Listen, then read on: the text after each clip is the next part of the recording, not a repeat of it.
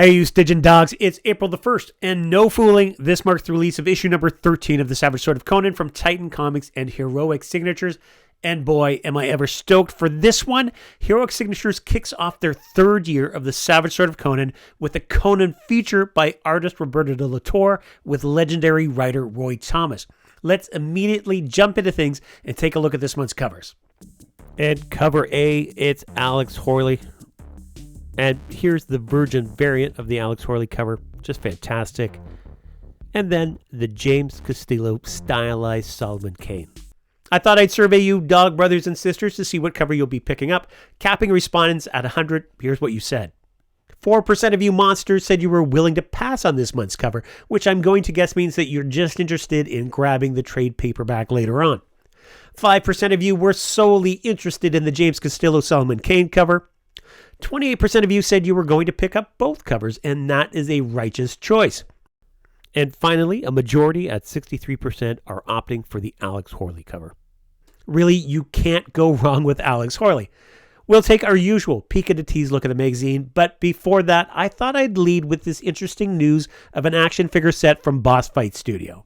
Boss Fight Studio has been killing it with their Conan the Barbarian action figures. Their Epic Hacks Conan and Belit have sold out in pre-order, and we've already looked at the Immortal Champions Conan.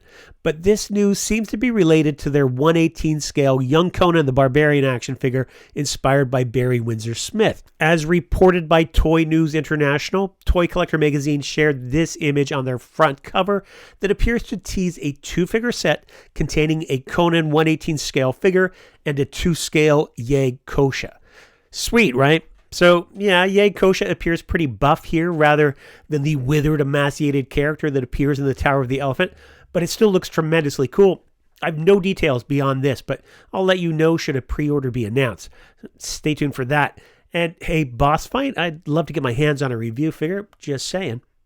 Okay, it's time to move on to issue number 13 of The Savage Sword of Conan from Titan Comics and Heroic Signatures.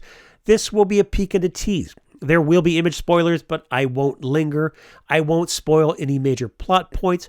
I just want to give you a sense of how things look, and to convey my excitement and enthusiasm and a few thoughts, be sure to grab a couple of copies of this retro goodness for yourself. You don't want to miss out. And here we go.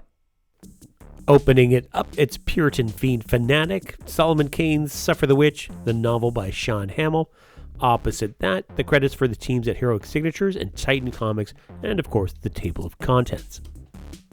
And we begin with Conan the Blue Orchid from artist and plotter Roberto de la Torre and scripter Roy Thomas. This is followed by the chainmail letters page. Then Solomon Kane, The Wolves of Dundalk from writer Enrique Duenas and artist James Castillo. And then there's two pinups, both of them Solomon Kane, one by Luke Eidenschink and the other by Ace Continuado. Turning the page, we come immediately to the Luke Eidenschink pinup. Just wonderful. I love his line work. It's just so much fun. And then we're immediately into the main feature. And we see The Blue Orchid, Roberto de la Torre, plot and artist, Roy Thomas text, Richard Starkings and Comicraft's Titanic Tyler Smith letters, featuring the hero created by Robert E. Howard, Conan the Barbarian. It's great to see Roberto de la Torre credited for the art and the plotting, basically the writing, with Roy Thomas's words finessing the project. And the end result is Savage Sword perfection. In de la Torre's art and story, we get jam-packed panels that are just constantly in motion, filled with energies both kinetic or potential, the inevitable release steeped in Baroque weightiness, evident especially in some of his larger panel compositions. His details of world building, the armor, weaponry, landscape, architecture, everything is just awesome. And Roy Thomas's text reads as wonderful as always, yet it's somehow unique in its partnership with de la Torre. From a story perspective, we get one that's passively grounded in some Conan comic lore. Its allusions to King Yezdigerd, Bergen the Gunderman, and Nabonidus, or Nabonidus as it's spelled, of the Red Robe, they don't feel overwrought. They're used to build out the world and give hint to Conan's myth-making in progress. It doesn't feel like cheap, obvious lore drops. And really, what's to be said here beyond that? This is just magnificent. It really just it feels dense in a good way. There's just so much going on. It really makes you wonder how much time and effort is spent putting together such a full feature. The end result is sprawling, sumptuous, sexy, and savage.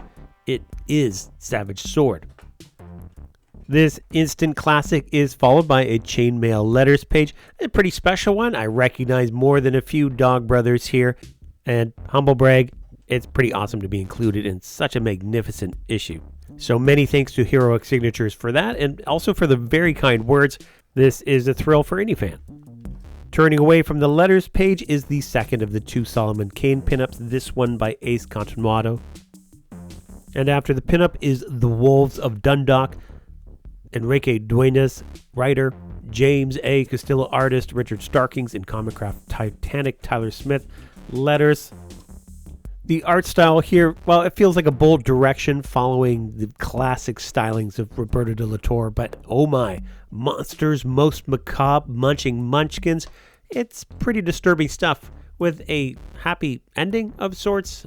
I did enjoy it more than I thought I might, especially the explosive ending. We'll see what fans of Solomon Kane have to say. It was definitely a great effort and ultimately just something really refreshing, especially in contrast to this month's feature. On the inside back cover is an advertisement for the Savage Sword of Conan Reforged. I have been enjoying this. It's a great experiment. And finally, on the back cover, let's see what's promised in the next issue.